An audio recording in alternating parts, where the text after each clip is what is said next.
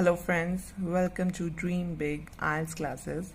I'm your speaking instructor Guneet, and today I'm going to share some tips about how you can crack your speaking Ielts examination in one go.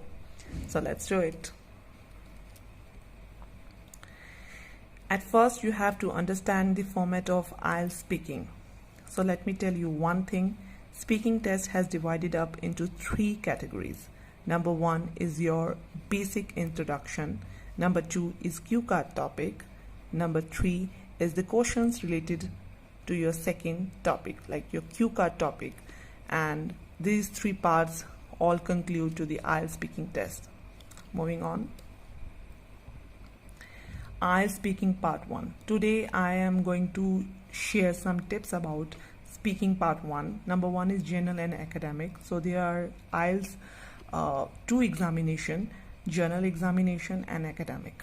Journal examination for those who want to shift in English speaking countries for their job purpose or as a PR, permanent residence, and academic for those who want to higher studies and in a good atmosphere.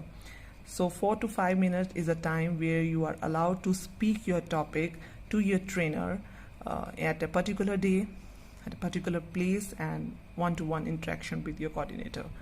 The next one is introduction. Your trainer might be ask you some question about your basic things like what do you do, what do you work, what do you study, how many friends do you have, which hobby do you like the most, what do you do in your free time.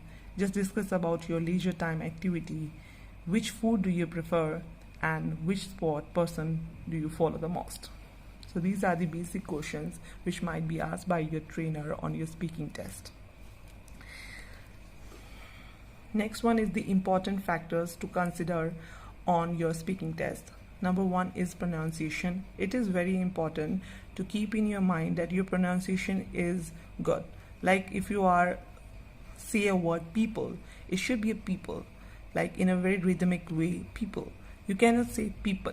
It sounds like you are speaking or saying a name of a tree. Pronunciation is very must. Number B is fluency. You have to be fluent in your language, like you are calculating by your fluency also.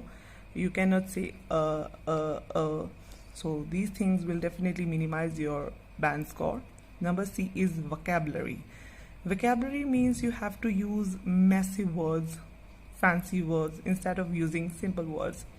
I'm giving you some examples, like if you're using the word people, instead of using people, you can use the word dwellers, you can use the word multitudes, you can use the word individuals. So these are the words which can be used in instead of using simple word people. And if you want to say decrease, you can use the word diminish, you can use the word decline. So these are the good vocabulary which you can use in your speaking test as well as in your listening, reading and writing test. Another one is grammar. As we know that grammar is also very important in your Ielts speaking test. Tenses knowledge you have to be kept in your mind in your speaking day. Tenses knowledge you have to be follow your day by day, or you can practice more on your grammar. The next one is accuracy. So accuracy is the factor which depends upon the above factors like pronunciation, fluency and vocabulary, grammar. If we conclude all the 4 factors, and that comes up with the accuracy. So accuracy is also important. And the next one is do's and don'ts list. Do's list is eye contact. When you are sitting in just front of your trainer, your eye contact is must. You are calculating by your body language, your eye contact. They are calculating all these points. So you have to be very pious, and there is eye contact between you and your trainer. Use good vocabulary, as I said earlier. Use good words, fancy words, and be friendly with your coordinator. Not like you can ask some general question, hey, how do you do, and what do you do, and how are you. These questions are not allowed to ask to your trainer. And be confident, in what you are speaking. Never, never, never refine yourself. If you ever did a mistake in your IELTS speaking test, never ask them to refine yourself, and never correct yourself. So these are the do's you can do on your test day. Don'ts are something like short answers. So here I'm going to explain this. Short answer is if your trainer asks you about which city do you live, and you answer like I live in Punjab, this is a short answer. It is totally unacceptable, because this is not expanded answer. You have to expand your answer like I live in Punjab, and then there is some features about your particular city, not so much like you can't expand your answer by telling the history of your city. So this is also not acceptable. And another one is simple words. Do not use simple words. This is just as use good vocabulary right in front of on the eye contact. And another one is examples for you, like food. Instead of using the word food, you can use the word cuisine.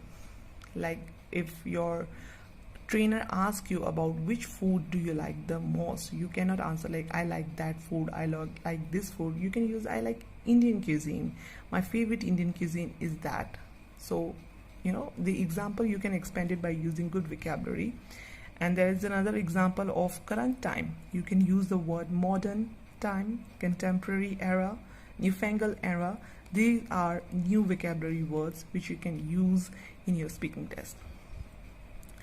Another one is never go off topic. Go off topic is something which your trainer is asked and expected to come from you, and you're not on the right track which is being asked by you. Like if they are asking you about tell me your favorite leisure time activity, and you are giving just off answer which is not related to your leisure time activity, this is related to go off topic. Speak too quickly, like you cannot understand your language. अगर आपको खुद को नहीं समझ में आ रहा है, this is not acceptable. Then the another thing is speaking too slowly. You cannot speak too slowly like this. You cannot use Hindi words, that means too quickly. Whenever we speaking in quickness, we are in hurry, we always use our mother language Hindi, and never speak your IELTS speaking test in a slow manner. Never give your answer in yes or no.